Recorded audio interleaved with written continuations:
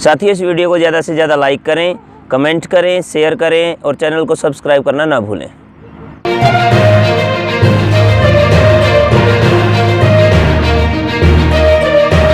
हरियाणा में आर्य समाज का बीज महर्षि दयानंद सरस्वती के जीवन काल में ही बोया जा चुका था।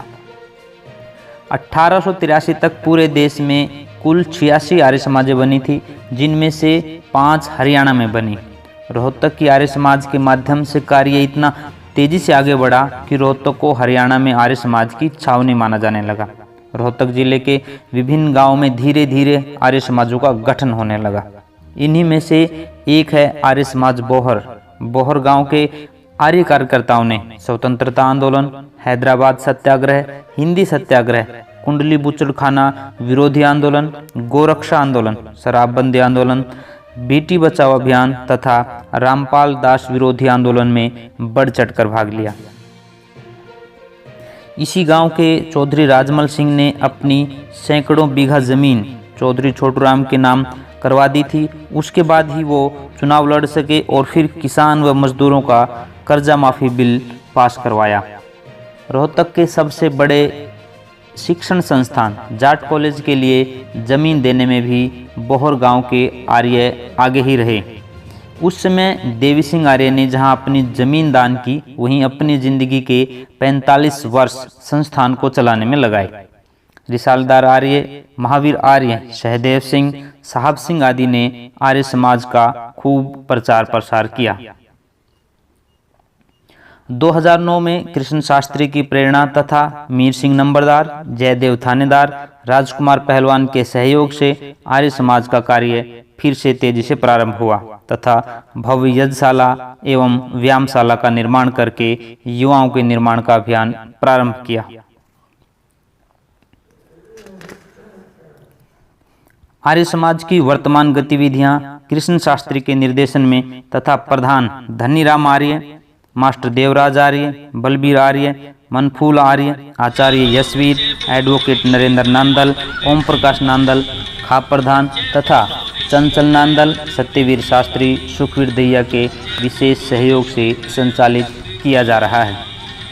आर्य समाज संस्कार देने के अपने कार्यक्रमों को निरंतर चला रहा है, वो यज्ञ के माध्यम से हो या व्यायामशाला के माध्यम से लगातार आर्य समाज इस तरह के कार्यक्रमों को अंजाम दे रहा है। पूरे समाज में ये कहते हैं कि देश अच्छी सरकार से ही नहीं, अच्छे संस्कारों से चलता है, और वो संस्कार निर्माण की एक निर्माणशाला कहिए, पाठशाला कहिए, वो आर्य समाज है। वर्तमान समय में आर्य समाज क्या कर रहा है, इसी संदर्भ में आज हम हरियाणा के ऐतिहासिक गांव बोहर में हैं। आप सभी जानते हैं बाबा मस्तनाथ के नाम से यहाँ यूनिवर्सिटी है, मेडिकल कॉलेज है, और वही गांव, जिस गांव के प्रांगण में ये बड़े बड़े संस्थान बने हैं, वहीं आर्य समाज का भवन भी है। आर्य समाज की यज्ञशाला है, आर्य समाज के नाम से अखाड़ा चलता है, और नांदल खाप का बहुत बड़ा भवन इसी प्रांगण में है, इसी भूमि के ऊपर है। और बड़ी खुशी होती है जब नांदल भवन के ऊपर ओम का ध्वज दिखता है, और मुझे लगता है पूरे गांव में सबसे ऊंची चोटी के ऊपर ओम का ध्वज दिखता है तो वो आर्य समाज की यज्ञशाला के ऊपर दिखता है। हम यज्ञशाला के अंदर खड़े हुए हैं। यहाँ आज हम बात करेंगे कि क्या क्या कार्यक्रम यहाँ से चलते हैं, किस तरह के आयोजन होते हैं और किस तरह से बच्चों के निर्माण के काम चल रहे हैं। मैं कुछ साथियों से आपकी बात करवाता हूँ। सबसे पहले मैं आपका नाम जानना चाहेंगे। वीरेंद्र सिंह जी। वीरेंद्र सिंह जी, यहाँ जो छोटे छोटे बच्चों को आप सिखा रहे हो, इसके पीछे क्या उद्देश्य है? इसके पीछे समाज की उन्नति का उद्देश्य है जी। आप खुद कब से जुड़े हैं इस संस्थान से? यहाँ संस्थान से जैसे ये साल चालू हुई उसी से जुड़े हैं। मैंने ये भी सुना है कि आपने ही इसका सारा नक्शा तैयार किया था। वो तो परमात्मा की मेहरबानी है, हम कौन करने वाले। बहुत सुंदर ये शाला बनाई है। वो कोई बात नहीं हो, तो परमात्मा ने जिससे जो काम लेना होता अपने आप ले लेता है। आप लोग इस काम में लगे हुए हैं। आजकल आप शाम के समय जो यदि देखते हैं तो कहीं ना कहीं बच्चे शराब की दुकानों की तरफ बढ़ते हुए दिखाई देते हैं, लेकिन आप लोग जो काम कर रहे हो कि कहीं ना कहीं बच्चों को व्यायामशाला की तरफ खींच रहे हैं, यज्ञशाला की तरफ खींच रहे हैं, तो कितना अंदर से कैसा महसूस होता है? अंदर से अच्छा फील होता है जी। जब हमारे बच्चा में संस्कार हम डाल देंगे तो अपने आप बड़े इंजीनियर बनेंगे, बड़े डॉक्टर बनेंगे, फिर वो अपने बच्चों को ऐसे ही संस्कार देंगे। वीरेंद्र जी ने बताया कि आप डॉक्टर बनाइए, इंजीनियर बनाइए, लेकिन उनको संस्कार दीजिए। संस्कारों के बारे में मैं बात करूंगा। यहाँ वो जो बहुत मुख्य व्यक्ति हैं और जिनकी देखरेख में सारे कार्यक्रम चलते हैं, मेरे बहुत अजीज साथी हैं। कृष्ण जी, आपसे हम जानना चाहेंगे, संस्कारों की बात कही है, डीसी, एडीसी, एडीएम, डीएम कुछ भी कोई भी व्यक्ति बन सकता है, लेकिन यदि उसमें संस्कार नहीं होंगे तो वही घटना होगी जो मध्य प्रदेश में हुआ और वहाँ के डीएम के घर में 400 करोड़ रुपए मिले। यदि उनमें संस्कार होते तो मुझे लगता है कि शायद वो ऐसा नहीं करते। तो संस्कारों का कितना महत्व है?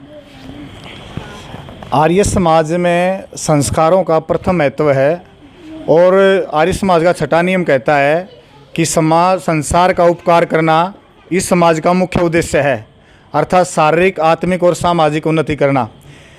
शारीरिक उन्नति के लिए तो हम यहाँ पर व्यायामशाला चलाए हुए हैं, जिससे गांव के सैकड़ों बच्चे यहाँ आते हैं और अनेक बच्चे यहाँ से निकल करके आर्मी में भर्ती हुए हैं, पुलिस में भी भर्ती हुए हैं, अध्यापक भी लगे हैं और सीटेट वगैरह स्टेट यहाँ पर काफ़ी बच्चे हैं जिन्होंने पास किया है। और साथ में संस्कार के लिए प्रातःकाल यहाँ यज्ञ होता है, संध्या होती है, योगासन बच्चे करते हैं।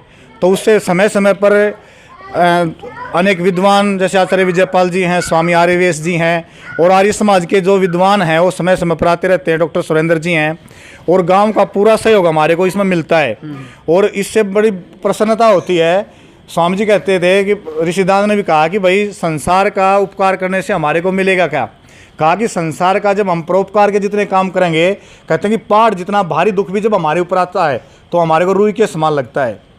और यदि हम आध्यात्मिकता से नहीं जुड़े हुए, संस्कारों से नहीं जुड़े हुए, केवल शारीरिक उन्नति है तो रूई के समान दुख आदमी के ऊपर आ जाता है तो उसको पहाड़ जैसा दिखाई देता है।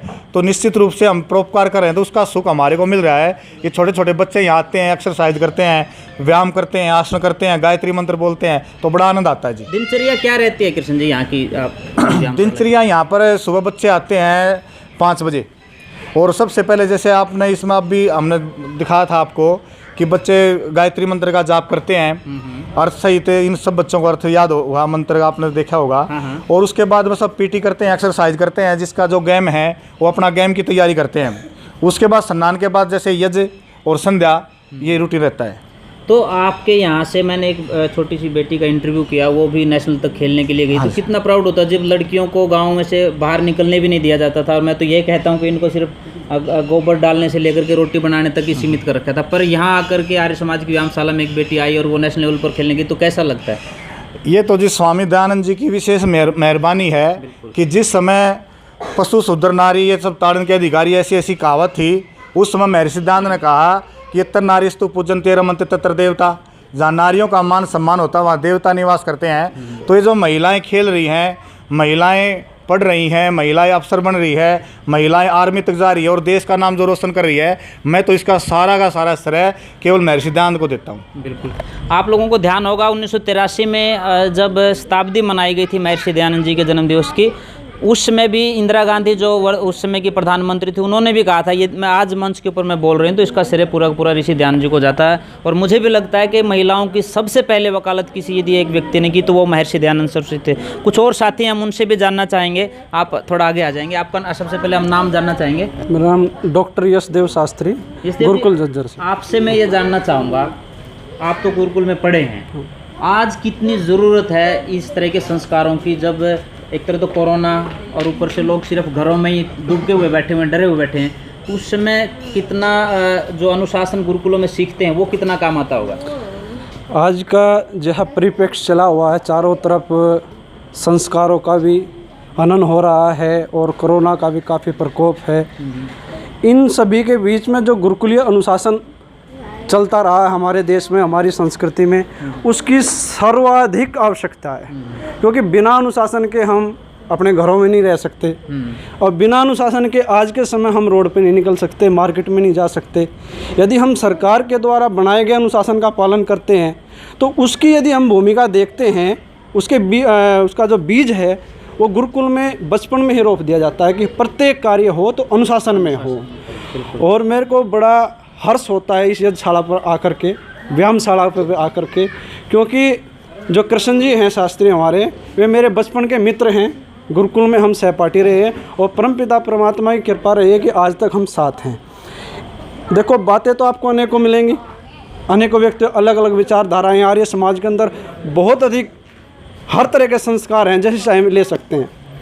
हमारे मित्र कृष्ण जी के मन में एक टीस थी कि भाई देखो, पहलवान अनेकों बन रहे हैं, तीरंदाज अनेकों बन रहे हैं, बॉक्सर बहुत बन रहे हैं, कबड्डी वाले बहुत बन रहे हैं, लेकिन चरित्र हर जगह हम देखते हैं कि बड़े बड़े नाम तो नहीं लेना उचित नहीं है, लेकिन वहाँ पर चरित्र का काफ़ी हनन होता है।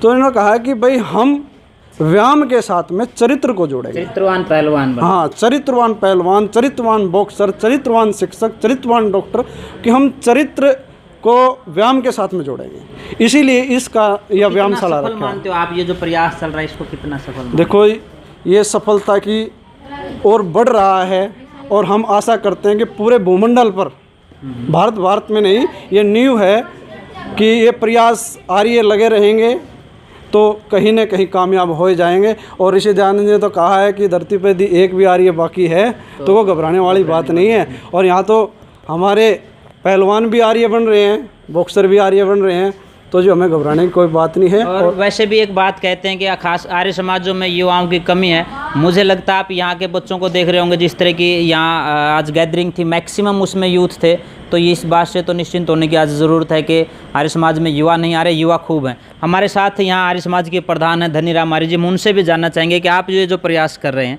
उसके बारे में आप क्या कहेंगे। थोड़ा सामने आ जाएंगे, कैमरे के सामने भी रहेंगे। सभी नमस्ते। देखिए, हम ये कार्य कर रहे हैं, हम ऋषिदान का आर्य समाज का नियम है उसको फॉलो कर रहे हैं। संसार का उपकार करना है समाज का मुख्य उद्देश्य है, अर्थात शारीरिक उन्नति, आत्मिक उन्नति, सामाजिक उन्नति। हम समाज की उन्नति के लिए अपने यहाँ आत्मिक उन्नति के लिए यहाँ सुबह यज्ञ करते हैं, संध्या करते हैं और बच्चों को सिखाते हैं, हवन सिखाते हैं। और शारीरिक उन्नति के लिए हमने व्यायामशाला चला रखी है यहाँ पर, उसमें बच्चे यहाँ आते हैं और व्यायाम करते हैं। ये तो व्यायामशाला की और यज्ञशाला की बात हुई। मुझे याद है पिछले दिनों जब कोरोना की स्टार्टिंग हुई तो आप लोगों ने भी एक शायद वो छोटा हाथी जिसको बोलते हैं टम्पू, उसमें रख करके और बड़ा सा यज्ञ किया, गाँव में इधर उधर घुमाते थे। वो क्या था, उसके बारे में थोड़ी बताएंगे। उसके जी हमने यज्ञ किया था गाँव में हर गली में, ताकि उससे जो बैक्टीरिया हो बैक्टीरिया मर जाए और वायु शुद्ध हो जाए, इम्यून सिस्टम अच्छा हो जाए, हाँ व्यक्ति का बीमार कम से कम हो। तो वो उस प्रयास को लोगों ने सराहा या कैसा क्या रहा उसका? लोगों ने बहुत ज़्यादा फॉलो किया, हर घर में यज्ञ किया, चौपाला हमने हर गांव के हर चौपाला हमने यज्ञ किया, लोगों ने बहुत उसको सराहनीय कार्य किया। आजकल ना हर गांव में कहीं ना कहीं ठेके या शराब का वो चल रहा है, तो उस समय आर्य समाज की कितनी ज़रूरत बढ़ जाती है? इस काम को आर्य समाज कर सकता हो, किसी बस की बात है नहीं जी। हाँ। तो कहीं ना कहीं ये ठेकेदारी भी आर्य समाज को लेनी पड़ेगी कि ठेके बंद करवाने। हमारे साथ कुछ और साथी हैं, उनसे भी बात करेंगे। योगेश जी हमारे साथ हैं। योगेश जी, सबसे पहले तो आपका स्वागत है, आप यहाँ आ जाएँ। आपसे जानना चाहेंगे आप क्या कहेंगे, खास करके जिस तरह से युवाओं का यहाँ का माहौल है और आम समाज के माहौल में क्या अंतर दिखता है? मैं ये कहना चाहूँगा जी, जैसे यहाँ जो युवा आते हैं ना, वो अनुशासन और चरित्र से भरपूर मात्रा से जान से भरे हुए होते हैं। और वो बाहर के जो युवा हैं, देखो सभी तो गलत नहीं है, लेकिन जो आज समाज में जो बुराइयाँ फैली हुई हैं, शराब पी के जो लोग उद्मस वगैरह उतारते हैं, वो बहुत ही हमारे समाज के लिए हानिकारक है। कि ये मानते हैं कहीं ना कहीं सरकार को भी ये कदम उठाना चाहिए कि उनके लिए जिस तरह से पीछे मुहिम चली थी कि व्यायामशालाएं बनाएंगे, परंतु वो व्यायामशालाएं खाली पड़ी हैं, तो कहीं ना कहीं उनमें आर्य समाज के व्यायाम शिक्षक जो आर्यवीर दल आर्य ऊपर से जो शिक्षक जो हैं, खास करके जिन खुद से संस्कारित भी हैं, वो योग से भी जुड़े हुए हैं, यज्ञ से भी, कहीं ना कहीं उनको नहीं बढ़ावा देना चाहिए? उनको तो सबसे पहले बढ़ावा देना चाहिए। एक जो अनुशासनहीन रह के, अनुशासनता में ना रह के, कोई टीचर तो ऐसा जो 70-80 हज़ार रुपये तनख्वाह लेता है, और हमारे व्यायाम शिक्षक तो दान से और खुद की मेहनत से आगे, अगर उनको बढ़ावा दिया जाएगा तो देश अपने आप ही ऊपर बढ़ जाएगा। उनको तो सबसे पहले संस्कृत को और व्यायाम शिक्षकों को सबसे ज़्यादा बढ़ावा देना चाहिए, ताकि देश की उन्नति हो सके और समाज की उन्नति हो सके। समाज की उन्नति चाहते हैं तो संस्कार देने पड़ेंगे, ये हमारे साथी कह रहे थे। मेरा नाम निशा है। निशा, आप कहाँ खेले हो भाई? मैं नेशनल में मेरा ब्रॉन्ज मेडल था इस साल सीनियर में। मैं बरोना गांव में दंगल हुआ था, वहाँ भारत कुमारी बनी थी। उससे पहले मेरा ऑल इंडिया यूनिवर्सिटी में सिल्वर मेडल था। यहाँ कब से प्रैक्टिस कर रहे हो आप? यहाँ भी मैं 3-4 महीने से कर रही हूँ। तो क्या लग रहा है, इम्प्रूवमेंट है कुछ गेम में? हाँ, इम्प्रूवमेंट है, सर करवाते हैं, हमारी रितेश सर है। तो उम्मीद कर सकते हैं कि आगे कोई और मेडल लाने की? हाँ, जिस हिसाब से प्रैक्टिस करवा रहे हैं तो मेडल है ही है। बेटियों को आजकल लोग ना बाहर नहीं निकलने देते, डर लगता है, और गेम करना तो अपने आप में बड़ी बात। कैसा फील होता है आपको? मतलब बहुत अच्छा फील होता है। हम घर से बाहर आते हैं, घर वालों ने छूट दे रखी है, यहाँ प्रैक्टिस करते मेडल आते हैं, बहुत अच्छा लगता है। जो लोग नहीं भेजते अपनी बेटियों को बाहर, उनके लिए क्या कहेंगे?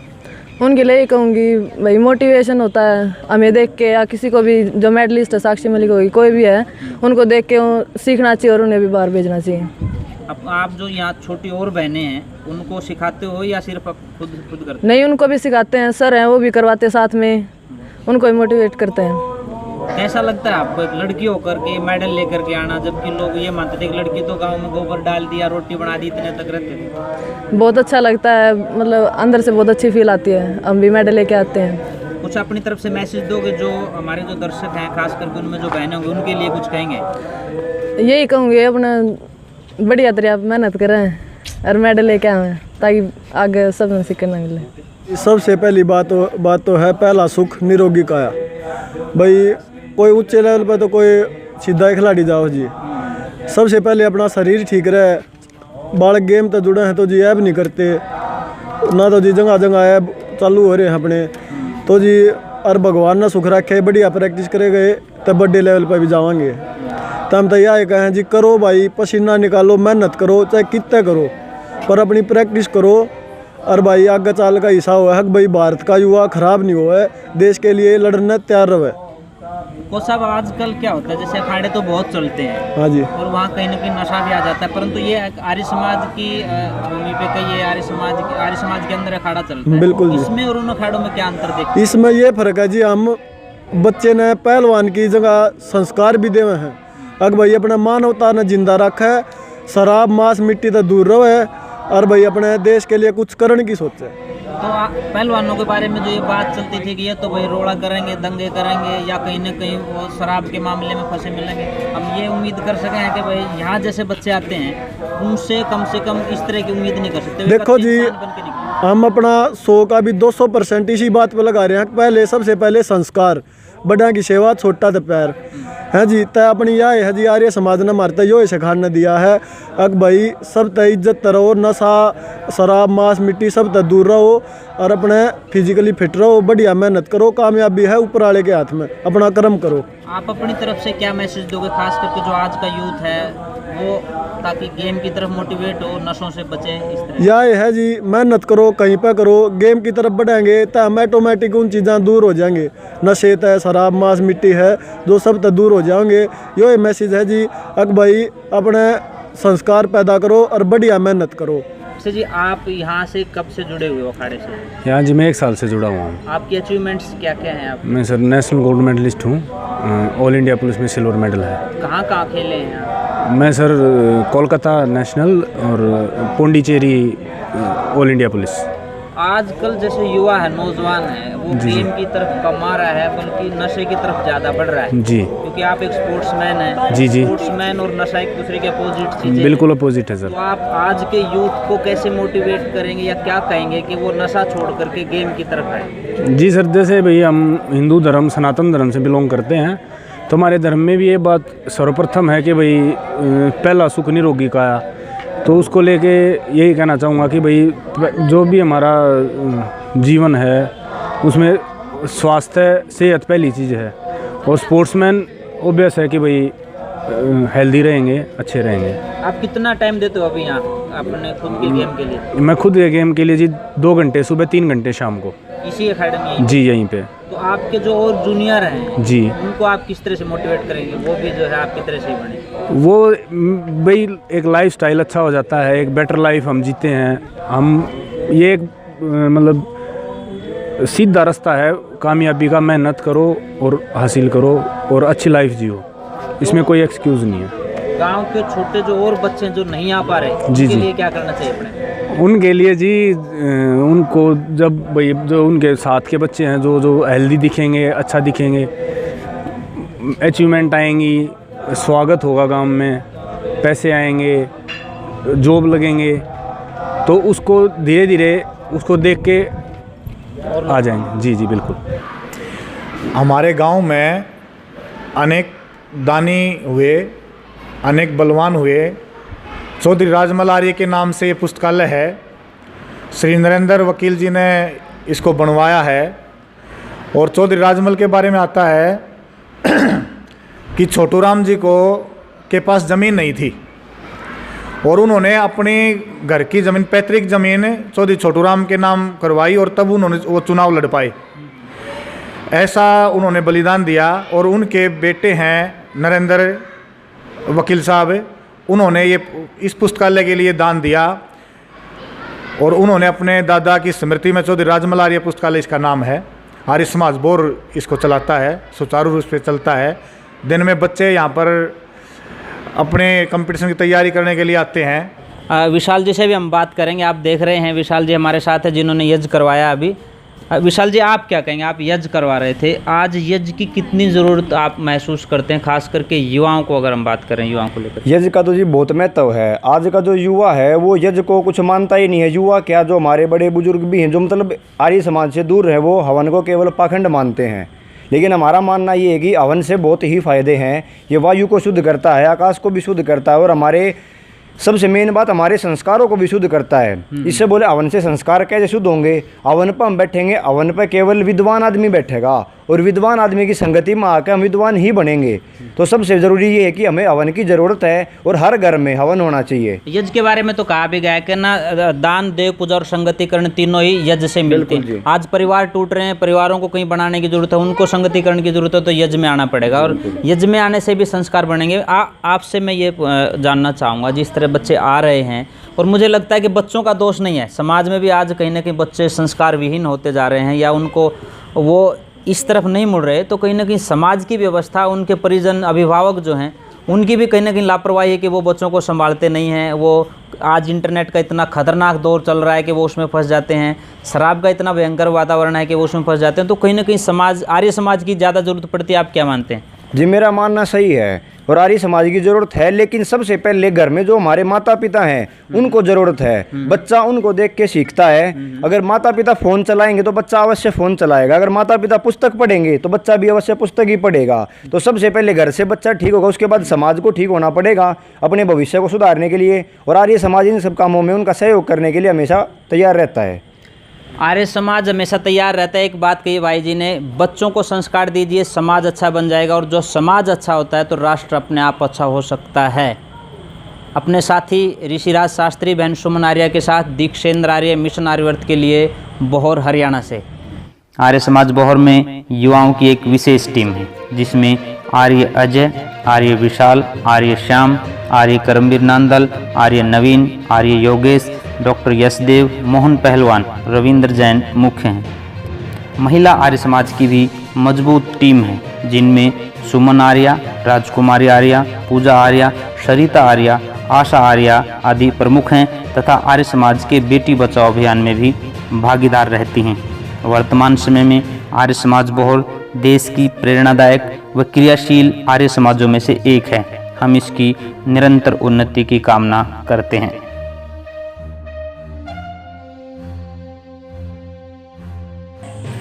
भारत माता की जय, भारत माता की जय, वैदिक धर्म की जय, वैदिक धर्म की जय, मर्यादा पुरुषोत्तम राम की जय, योगीराज श्री कृष्ण महाराज की जय, देश पर शहीद होने वाले सभी वीर वीरांगनाओं की जय, भारत माता की जय, गौ माता की जय, आर्य समाज, आर्य समाज, आर्य समाज, वेद की ज्योति, वेद की ज्योति, ओम का झंडा, ओम का झंडा, यज्ञ परंपरा, यज्ञ परंपरा, केवंतो विश्वायम, केवंतो विश्वायम, केवंतो विश्वायम।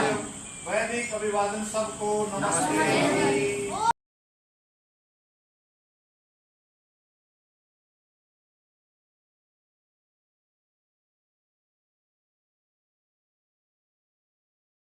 साथियों, इस वीडियो को ज़्यादा से ज़्यादा लाइक करें, कमेंट करें, शेयर करें और चैनल को सब्सक्राइब करना ना भूलें।